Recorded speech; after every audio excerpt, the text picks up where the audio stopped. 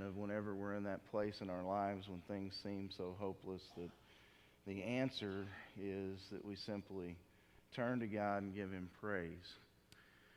And so, thank you, ladies. That was I like the way that you all did it as well. It was very good.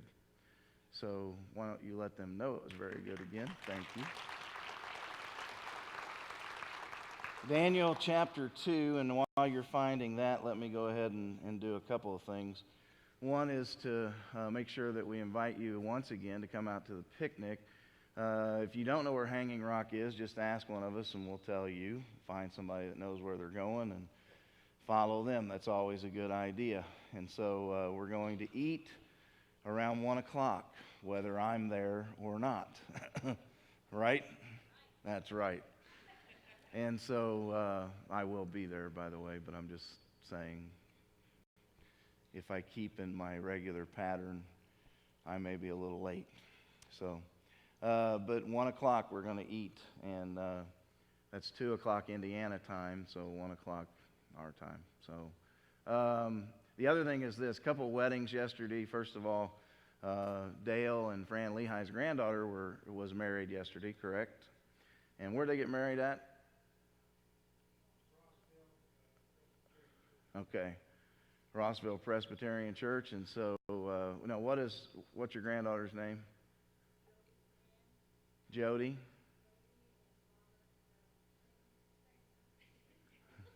It's okay. You're getting used to the grandson-in-law. So we'll just say Jody and Robert. Ryan? Robert. Okay.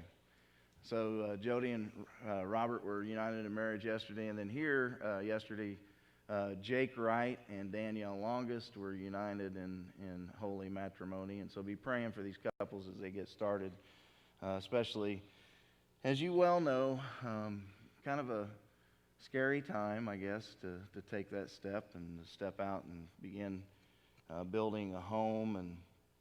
And so be praying for them. And I think that kind of just leads us right into where we're going. I want to tell you that, I chose this series of messages and talking about overwhelming circumstances because of where we're at as a nation, where we're at as a congregation, where we're at as individuals and families. It's just a scary time or an intimidating time, I guess, for some people to be living today. So many job, losses and layoffs and different things that we experience within the economy. And then just the everyday things of life. Solomon said in the book of Ecclesiastes chapter 3 that there's a time for everything. And that means that there are good times and that there are low times. And so that's what this series is about, is overcoming those low times. And specifically this morning in talking about depression. Now, here's one of the things I think we face with a message like this one. For some believers, it really frustrates them because they're entirely convinced that believers, Christians, followers of Christ should never, ever be depressed. And I want to tell you that that's one of the biggest lies that there is. In fact, I think that one of the difficulties that people have within the congregation is we come together and we've already been facing life as we know it, okay? We've been facing the hard stuff during the week, and sometimes we come in and what we want to hear is some good news. Now, I want to tell you there's good news. I mean, the gospel itself, the message of Jesus Christ, is good news. And yet, sometimes that's not enough. Even though it should be, sometimes for people that's not enough. And so that's why a guy by the name of Joel Osteen is the most popular preacher in America. He's become America's preacher. And I'm not going to knock him too bad, because the fact of the matter is we need some encouragement, all right? But what I get a feeling of sometimes is that Joel doesn't always deal with the messy stuff. And quite honestly, sometimes we have to deal with messy things. And I know that frustrates the daylights out of some people here. They don't like it when I talk about gossip. And there's a reason you don't like it when I talk about gossip. Because we're a bunch of gossips. There's a reason that we don't like talking about those things that we struggle with, because they're messy. And for the status quo, for many, many believers in this nation, not specifically talking about CrossRoads right now, but in this nation, many, many believers, the status quo is just to show up to church.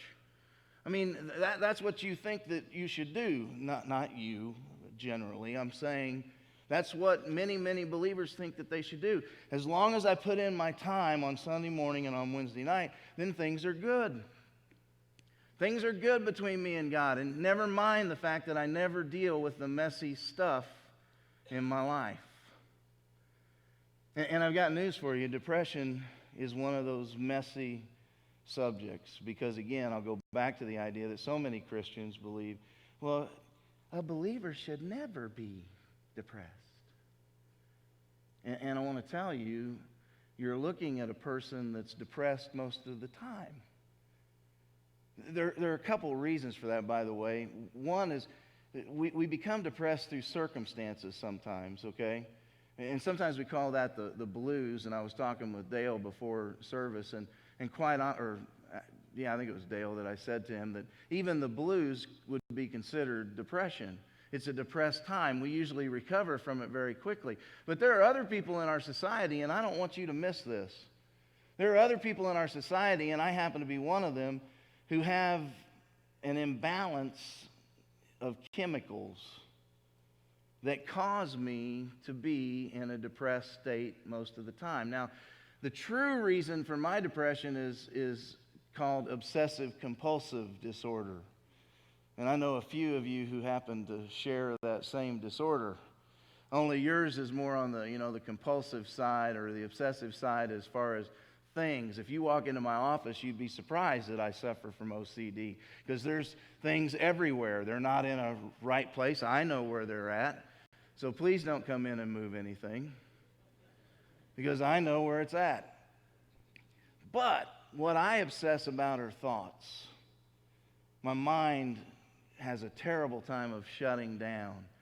And because of that, going with the series that we're talking about, there's this overwhelming sense that I'm never satisfied. I'm never where I need to be. I'm never on top of things. And that kind of anxiety can lead to you being overwhelmed, to the idea of being burnt out, the idea of being depressed. And so I'll just straight up tell you, I take 2 pills every day to help me balance that out. And so please don't come to me afterwards and say you need more faith. Because honestly, there are things we face because we live in a fallen world. And it's a spiritual thing, but it's also a physical thing.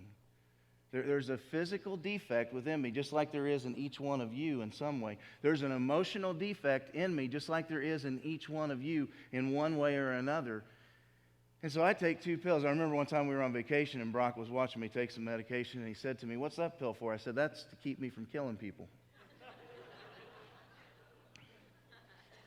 Exactly what it is. And so it deals with the anxiety, which helps deal with this issue of depression. But I want to tell you that there really are some ways that we can deal with depression, when we're facing difficult circumstances. And for Daniel,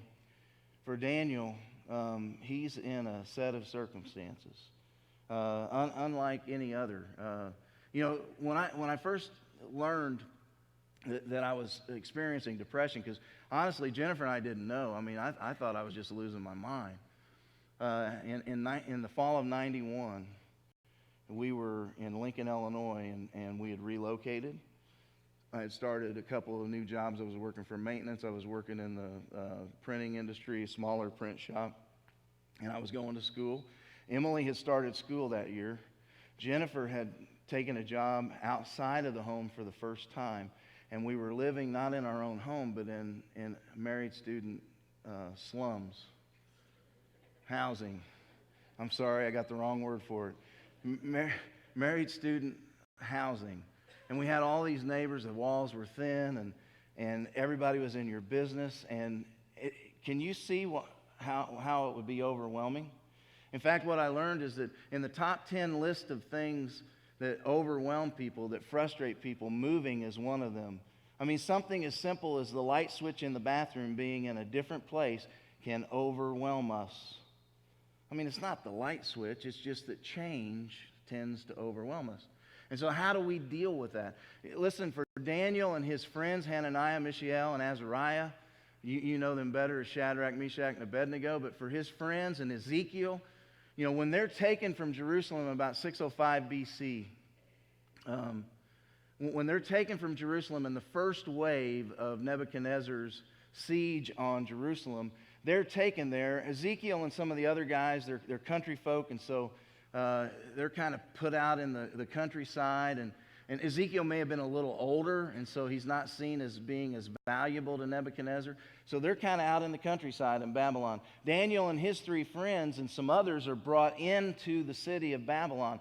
And what Nebuchadnezzar begins to do is to groom them. And Robbie talked about that last week, how he begins to groom them for service for him.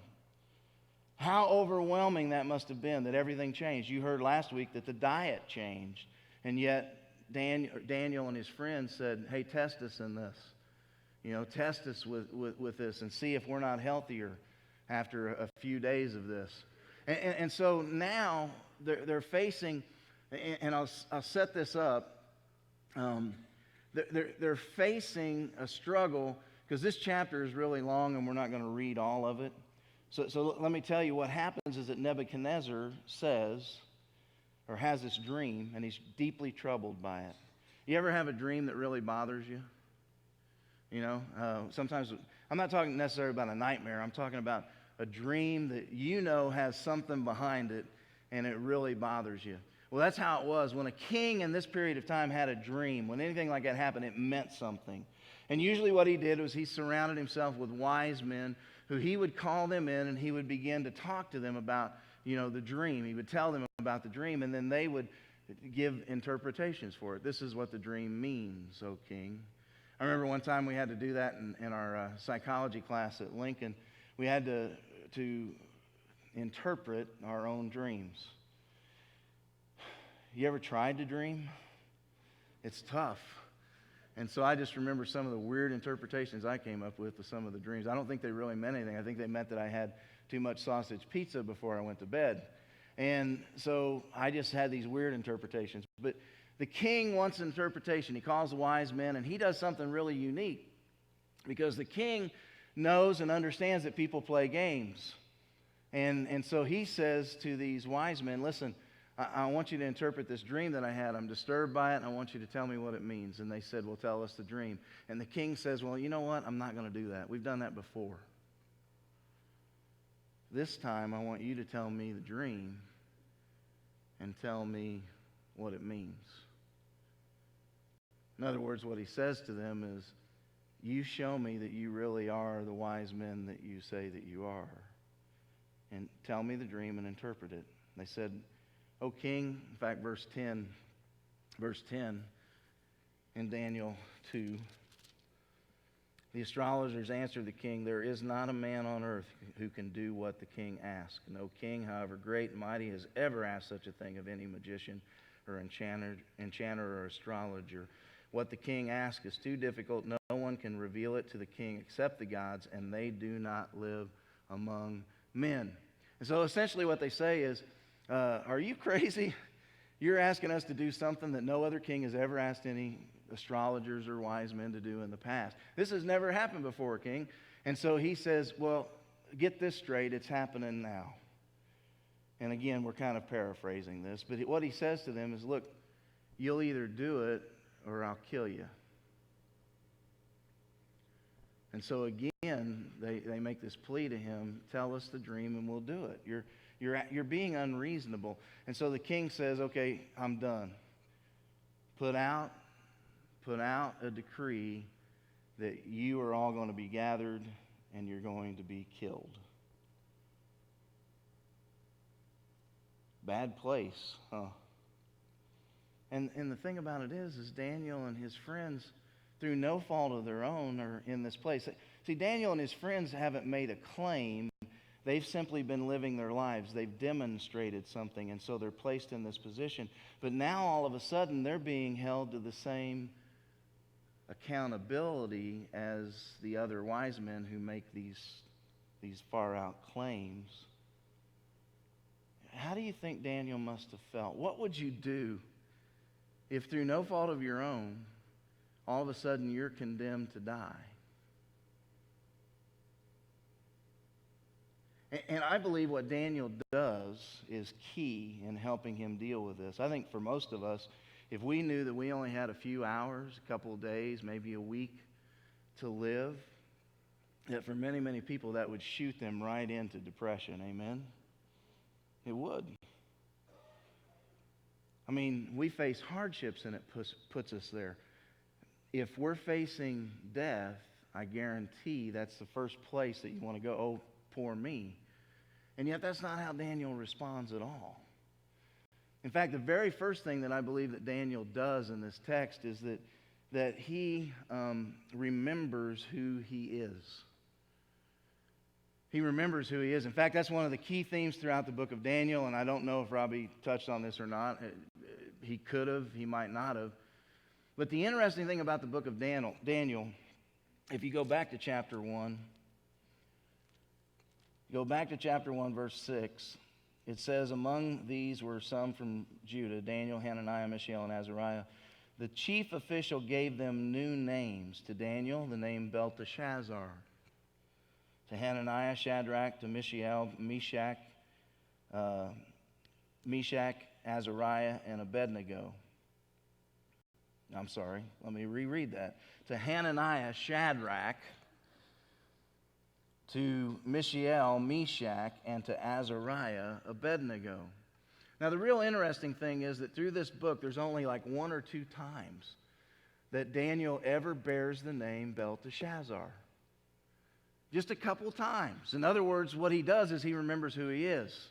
In fact, we're going to look at, in the next couple of weeks, we're going to look at chapter 3, and we're going to talk about how Daniel names Hananiah, Mishael, and Azariah in a story, the story of the three Hebrew boys in the fiery furnace.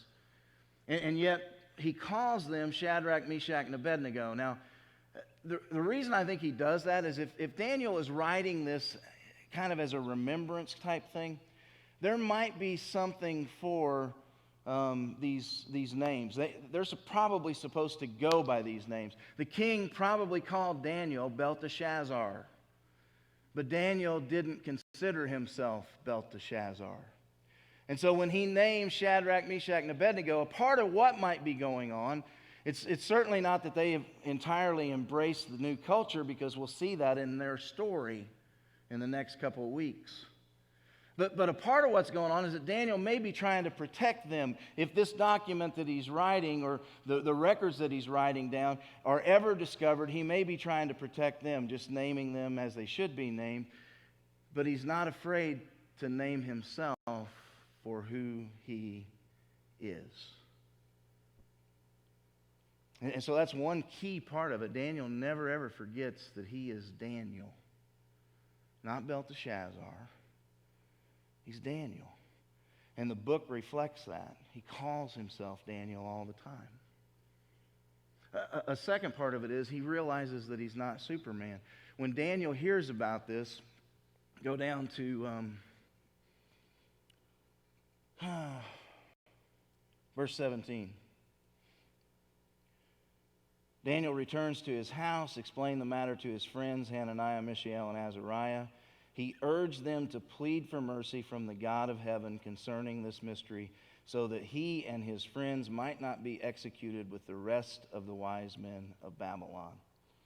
He realizes that he can't really bear this on his own. And so a part of remembering who you are is remembering that you are not Superman or Superwoman. You ever know anybody that's like that? I've been like that in the past. I will tell you now that I am so thankful. I tried counting the people who are involved on a Sunday morning. See, here's the thing about being the lead pastor of a church, of any church. There's two things that happen. You get all the credit, normally, and you get all the blame. Normally. Okay? But let's go back to that credit thing, because here's the deal. In order for us to have a church service here, you cannot even imagine the people who are involved. I don't think we always stop to think about that. I mean, this isn't just about me standing up here sharing a message. This is about a team that comes together. And I am so very pleased with where we're at with our team. And we can always use more team members. But there are an incredible amount of people from the nursery and junior church and our high school kids to our sound folks, the people who do video, the lighting, the slides. I mean, the slides are you've seen, actually, before you ever criticize, you ought to go up there one time and try to put it all in. I mean, seriously, I am so pleased with the people that we have here, our staff and our volunteers. The folks who lead worship, one of the proudest things, I believe, for our congregation is the fact that the people who lead worship here are worshipers here. You know, there are churches, there's a trend that we hire musicians to come in and to play, and that some churches hire singers to come in and lead. And I am so pleased that we share this together. That's part of remembering who we are. We remember that we're not supermen and superwomen. We need each other. And Daniel demonstrates that. He goes to his friends and he says, look, we got trouble. The king is going to kill us if we don't come up with an answer. And here's the deal. What Daniel realizes is that the answer is not going to come from himself. It's going to come from above. That's also part of remembering who you are, who God has created you to be. So very first thing, when you're facing an overwhelming circumstance, you remember who you are. Now, and here's part of it. I want you to hear this, and I don't use cliches very often. I mean, I really don't. I think most of the time cliches are empty. But this one isn't. God doesn't make any junk. When it comes to people, God doesn't make junk. And there are people in our society, there are people around the world who think that they're just another number. There are people in our society who think that they're not good enough, and they have a lot of help with people who look down upon them. And what God says is, you remember who you are. You are my creation. You are chosen. Jesus died for you. And so you remember who you are. That's the very first thing that we use to overcome, to battle this state of depression and the anxiousness that just envelops all of us. You remember who you are. Number 2, acknowledge that there is a problem. Acknowledge that there's a problem. Many people, when a problem or an issue come their way, the way that they deal with it is they ignore it. I remember Mike Warnke used to say, before he became a Christian, Mike Warnke used to say that he would get stoned because there was no food in the refrigerator. And then whenever he, recovered from all of his drug use that particular time, he discovered that someone stole the refrigerator. You can't just ignore it. You can't numb it and make it go away. You have to deal with it. And part of dealing with it is to acknowledge that there's a problem. When we discovered that what I was actually going through was depression, and I'd been going through it for a long time, it was in a cycle about every 3 months. And usually the way the cycle came out, I would get really despondent. I would isolate myself, which we'll talk about in just a little bit. And then we would have this huge blow up. I mean, we're talking a huge blow up. I was an angry, depressed individual, and so I would explode. Tear doors down, punch holes in the wall. I mean, I'm just telling you, that's how it went. And finally, when we discovered what it was, I had to acknowledge that there's an issue. There's an issue going on here, and it's kind of multifaceted. I mean, it went back, and we don't have time to talk about all the things that I experienced, but it went back to coming from a broken home and a dad that had completely abandoned us, who never really contacted us unless he was drunk, and he wanted to make someone feel guilty, namely my mom. And it goes back to the fact that my mom was not always there simply because she was making a living for my brother, myself, and her.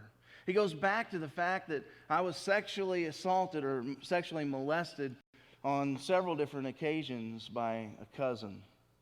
It goes back to the fact that I struggled with all sorts of things through my adolescence and my early teen years. And so I was a ticked off individual.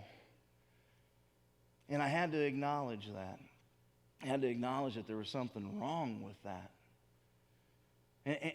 And so often we try to ignore it. In fact, I think that's where that myth comes from.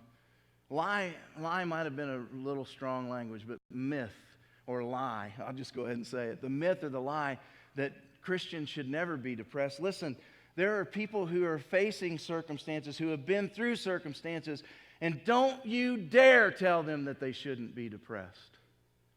Don't you do it. You've not been in their situation. You've not walked in their situation. And how arrogant and bold it is for a preacher, whether they're on TV or serving some pulpit here in this city or wherever that they're at, how arrogant it is to ever say that that person just doesn't have the faith. You don't know the life that they've been through. You don't know what they've experienced and the hurts that they've had. And besides that, you can't prove that in Scripture. In fact, the early church, let me say this, the early church understood that to be a follower of Christ might mean that they suffered like Jesus. Paul talks about that all the time, that he suffers with Christ. Moses, the great character who brings, 2 to 3 million Jewish people out of Egypt into the wilderness going towards the promised land. He finally gets to the point where he says to God, if this is the way it's going to be, and if you remove your presence, then kill me now. Kill me now. Elijah, remember Elijah? I mean, he's brave enough. He stands on that mountain and he fights 850 prophets and prophetesses. Kills them, prophets, I should say. And he kills them, he battles them, and then a queen makes this statement, tomorrow, if by tomorrow you're not just like those prophets, which means dead, then, I won't be satisfied. And Elijah freaks out. Queen Jezebel just threatened me. He freaks out. He runs off. You don't think he was depressed? He isolates himself. He tells the servant, you stay here, I'm going on by myself. And he says to God, I'm done. Take me now. Here's what I know. I believe, and whether you'll admit it to yourself or not, each and every one of us have been in that point in our lives. I'm done. Just take me now, Lord. I'm done. How about Jonah? Jonah makes a statement that he wants God to take him too. Now, Jonah's kind of throwing a fit because God hasn't destroyed the Ninevites. He relents upon them, and Jonah's not happy about it. He's not happy about what God did. And so he becomes depressed. He sits down under this tree. You guys remember the story. He sits down under the tree and says, God, I knew you were going to do this. And now I'm a poor, wretched soul, and so I'll just sit here and wither. God said, okay, you want to wither? Then remember he makes a worm. The worm eats through the tree. It falls. Now the sun's shining on him. God's got a sense of humor sometimes. But Jonah's depressed. How about the Apostle Paul? I do want you to turn to this one so that you can see it. Because Paul, that great individual who says, I've learned to be content in each and every situation. And he is. I mean, he is a tremendous example of faith. But in 2 Corinthians chapter 1, verse 8, he writes this to the church at Corinth. He says, "We don't want you to be uninformed, brothers, about the hardships we suffered in the province of Asia. We were under great pressure, far beyond our ability to endure." Now let me pause there, because there's another myth, and that is that God will not give me anything that I can't handle. Well, then Paul's kind of contradicting that, isn't he? He says, far beyond our ability to endure.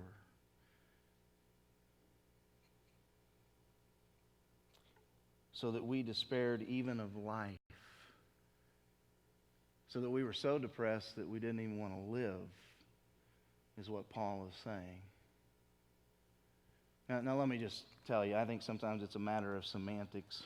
But I do have a hard time when people say a couple things. One is that Christians shouldn't be depressed.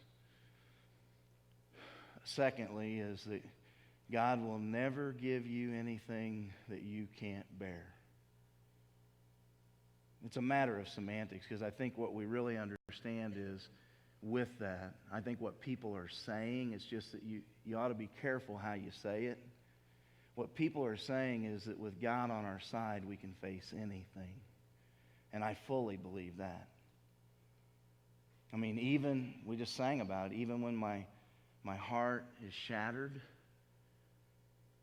I will praise you. The key thing is we know that God is there, and I'll come back to that in just a second. But we have to understand, we have to acknowledge that there is a problem. We don't ignore it, and sometimes we even embrace it. Folks, you know what the problem with the disease of leprosy is? I mean, most people think it's just a disease that is actually very painful, and I would let you in on this. Leprosy is really not that painful. It's emotionally painful. But leprosy is actually a disease where the nerves begin to die, and life is no longer given to that extremity. And so one of the problems that they face is that in those extremities, they can do damage that they don't feel. Let's say they're washing some dishes, and they have a hand that is being withered by leprosy. And the only way that this individual knows that he's just sliced his finger open is because the water turns red. He doesn't feel it. And we live in a society that tries to numb each and every hurt. Talk to me about that sometime privately, because I'll talk about that with you. We live in a society that tries to numb each and every hurt.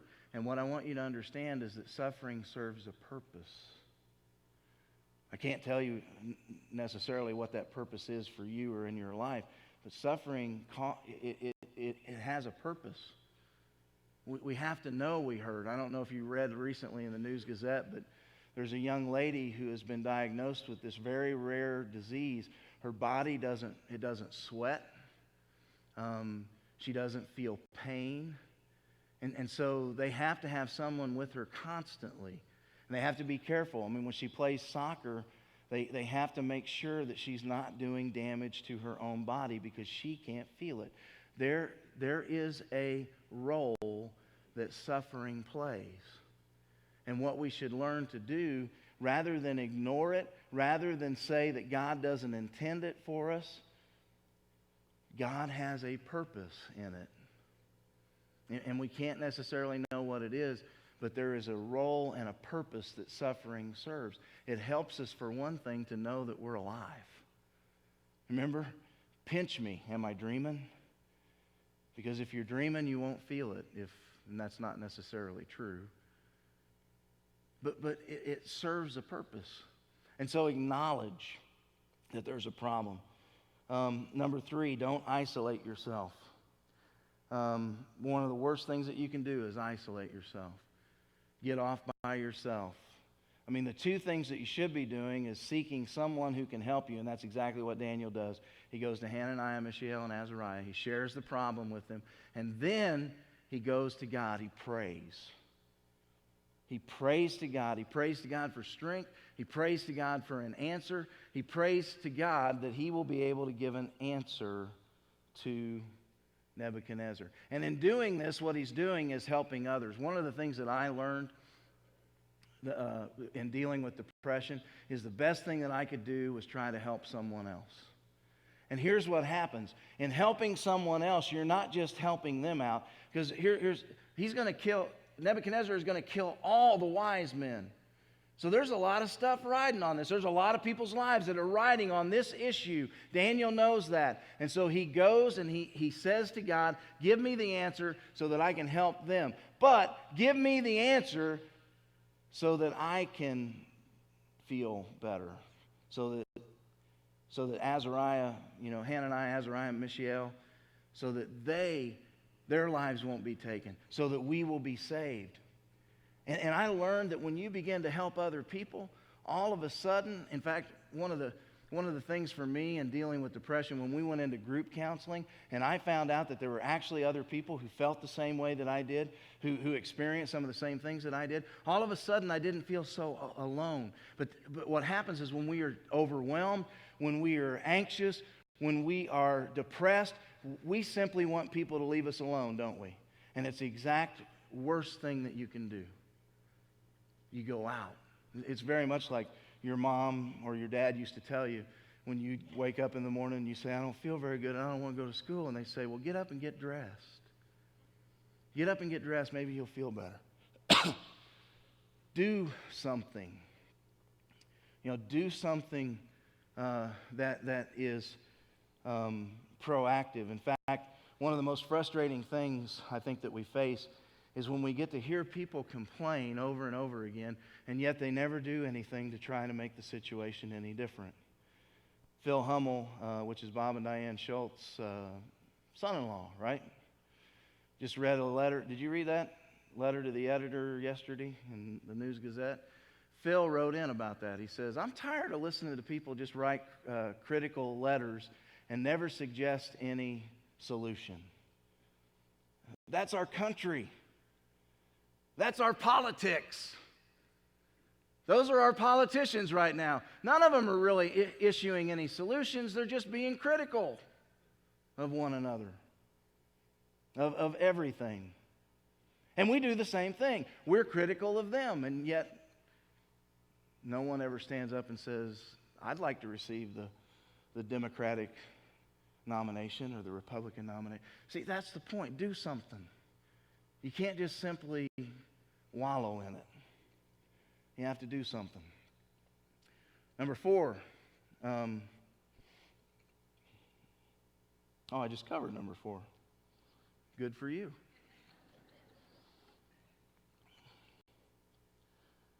And finally, number 5, trust God's promises. I think that the song service that we had this morning is a great reminder of that. That God promises that we will never, ever be on our own. Now, I know that we haven't necessarily finished this story, but I can give you the ending to the story. Daniel prays that God will answer him. Daniel prays that God will be with him. And God is, and God does. He answers his prayer. And then Daniel is able to go in before the king, and he is able to share with the king what the dream was, what it means. And he brings a peace to Nebuchadnezzar. And in bringing peace to Nebuchadnezzar, he brings peace to his own life and to the lives of those others that God, for whatever reason, is entrusted to him at this time. But it means that he embraced God's promise. He understood that God would never leave him. He understood that even though he was in a strange city, in a strange land, that God was present there with him. Now, I've really struggled with this on how I was going to end. And so you're going to have to bear with me with this because I will be incredibly nervous to do this. But part of doing something is sometimes learning something new. And for me, music has always been a tremendous part of healing. And so some of you even come in on Wednesday nights and kind of heard me going through some things. But I'm trying to learn how to play the piano. And so in thinking about the whole issue of depression, and I know for me, this subject is such a close subject because I've been through it. I go through it. And I'm telling you that what Daniel teaches us and what we can learn from each other is that if we remember who we are and we acknowledge that there is an issue, now that issue doesn't have to control us. If we don't isolate ourselves and we turn to one another, we lean upon one another, if we do something, even if it's something new, if we do something about the way we feel. You know what we sometimes do? Sometimes when we're depressed, then we turn to something that depresses us even more. You know, like a sad song. Any of you do that? Remember when you used to you'd break up with somebody? You know? And so you'd turn to some sad song for solace, and yet what it did was just made you more miserable. That's exactly what happened to me. She broke my heart. Jennifer and I were listening to some music yesterday, and the Steve Miller Band came on with a song that I had forgotten all about. It's called Wintertime. It's a beautiful song, but man, is it depressing. In the wintertime, when all the leaves are brown, you know, it's like I listen to it a little bit and I go, I don't feel very good right now. And so I thought about how to end it, and so here's what we're going to do. I'm going to play a song about what God has done for us. I mean, exactly what He's done. And the song has a lot to do with this message. And what I need you to do is to pray and not laugh. Which I don't think you'd do that, maybe. And I'll also tell you that I don't have this pedal thing down yet.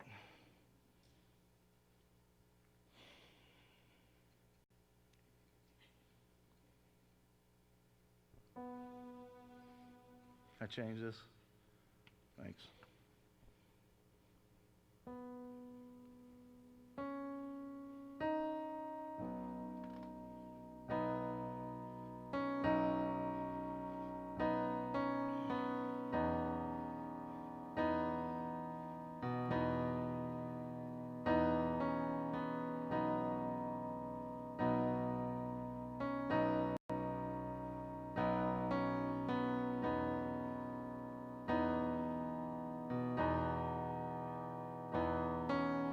Seems like all I could see was the struggle.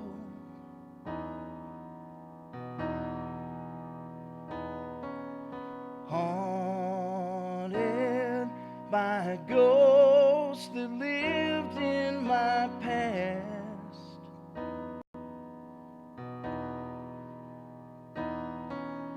Bound up in shackles of all of my failures.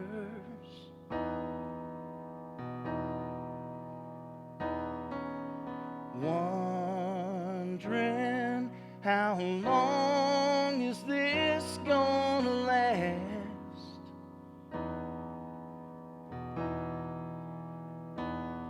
Then you look at this prisoner and say to me, son, Stop fighting a fight that's already been won. I am redeemed, and you set me free. So I'll shake off these heavy chains and wipe away every stain, 'cause I'm not who I used to be. I am redeemed.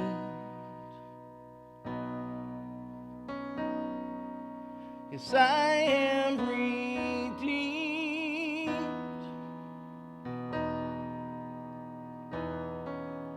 All my life I have been called unworthy,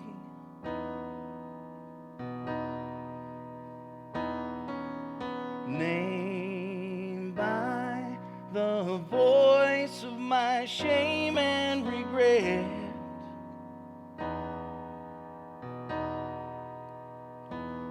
But when I hear you whisper, child, lift up your head, I remember, oh God, you're not done with me yet.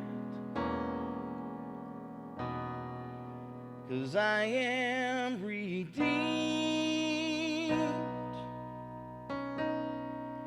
and you set me free.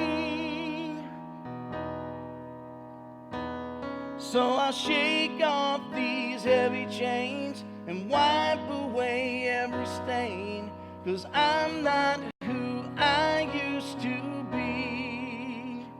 Because I don't have to be the old man inside of me, 'cause his day is long dead and gone. Because I've got a new name, a new life, I'm not the same, and a hope that will carry me home. 'Cause I am redeemed, and you set me free. So I'll shake off these heavy chains and wipe away every stain, 'cause I'm not who I used to be. Yes, I'll shake off these heavy chains and wipe away every stain, 'cause I'm not who I used to be. Oh Lord, I'm not who I used to be.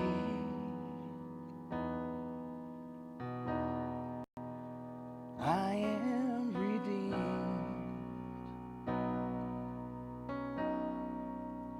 I am redeemed. Thank God, redeemed.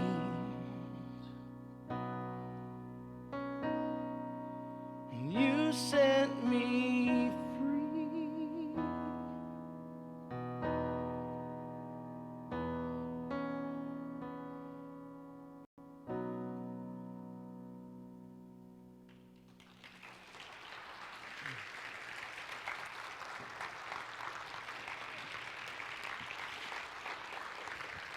You really don't have to do that. So next week I'm playing for worship. No, I can't. It would be so much better if Nancy or Kenny played that for me, but here's the deal. Nancy and Kenny aren't always here during the day because they're where they're supposed to be. And so it's just kind of nice to do something that reminds you of what God's promise is. And we are redeemed. We're redeemed. We're set free. And it doesn't mean that we won't go through difficult times. It doesn't mean that we won't face depression, but it means that it doesn't have to overcome us. We can be delivered from it. We can overcome those difficulties if we just simply trust God. And so now we have the opportunity to do that. They're going to lead us. Nancy's going to come. The team is going to come, and we're going to go through a time of decision. Because I know that many people struggle. They struggle with the very same issue. Is that what we're doing for invitation to? Oh, crud. Well, I don't know. This might be. Well, this is a good one too. What Jesus tells us is that we can come to Him and that we can share with Him our heartaches, our difficulties. And this song is one of my old favorites. In fact, I think, if I remember right, the very first song that I sang at Broadway when Jennifer and I were married, is this song. I have to tell Jesus. I can tell Him all of my trials, all of my troubles. I don't have to bear things on my own. And so if there's someone here this morning who hasn't accepted Christ as Lord and Savior, then we invite you to come and to embrace that promise that you don't have to walk alone. That's the guarantee that He gives us. You remember who you are. You admit that there's an issue, and for the person who needs to come to Christ today, the issue is that you're a sinner, and Jesus is the answer. For others here, the issue may be worry, stress, anxiety, depression. But I want to tell you, Jesus is the answer.